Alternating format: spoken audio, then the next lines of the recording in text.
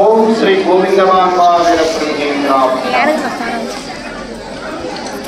జగద్గురు శ్రీమద్ విరాట్ పొదులూరి వీరబ్రహ్మేంద్ర స్వాముల వారి 332వ ఆరాధనా మహోత్సవ కార్యక్రమాన్ని పురస్కరించుకొని ఇక్కడ చేసినటువంటి మాతృమూర్తులకు, భక్తులకు, శిష్యులకు, కార్మికవేత్తలకు అందరికీ కూడా గోవిందమాంబా సమేతుడైనటువంటి వీరబ్రహ్మేంద్ర స్వాముల వారి అలాగే ఆయన తత్వాలలో చెప్పారు, చెప్పలేనంతనక పొంగేరు నరులార గురుని చేరి బ్రతికితే బ్రతుకనిచ్చేరు అని ఒక తత్వంలో చెప్పారు.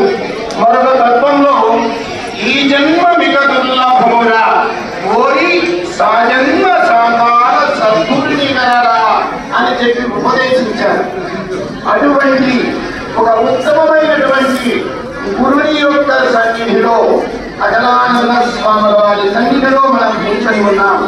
ఆ అజలానంద దేవుడి యొక్క అలాగనే గోవిందమాంబా సమేతుడైనటువంటి వీరబ్రహ్మేంద్రుని యొక్క కరుణా కటాక్ష కృపా వీక్షణాలు మీ అందరి మీద ప్రసరించాలని చెప్పి మరీ ముఖ్యంగా ఈ కార్యక్రమంలో సుమారుగా 5 మండలాలకు సంబంధించినటువంటి మాతృమూర్తులు బ్రహ్మంగారి మఠం చుట్టుప్రక్కల ఉన్నటువంటి ఈ 5 మండలాలకు సంబంధించినటువంటి కలశపాడు నుండి వచ్చారు, ఈకోడూరు నుండి వచ్చారు, కాశీనాయన నుండి వచ్చారు, మైలపూరు నుండి వచ్చారు.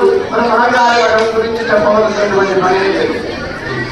ఈ 5 మండలాల నుండి వచ్చినటువంటి మాతృమూర్తులు మీరందరూ కూడా ధన్యము అని చెప్పి నేను భావిస్తాను. ఎందుకు అంటే ఈ నేల జగద్గురుడు నడయాడినటువంటి నేల. రామకృష్ణాద్యవతారాల్లో మత్స్య వరాహ వామన నరసింహాది ఇత్యాది అవతారాల్లో ఈ నేల మీదకి వచ్చినటువంటి భగవానుడు తన కర్తవ్యాన్ని నిర్వర్తించి తాను వచ్చినటువంటి కార్యం నెరవేరగానే ఆ శరీరాన్ని వదిలిపెట్టాడు. కానీ వీరబ్రహ్మేంద్ర స్వామిగా ఈ నేల మీదకి వచ్చినటువంటి స్వామి తన కర్తవ్యం కలియుగాంతం వరకు పూర్తి కాలేదు, పూర్తి కాదు.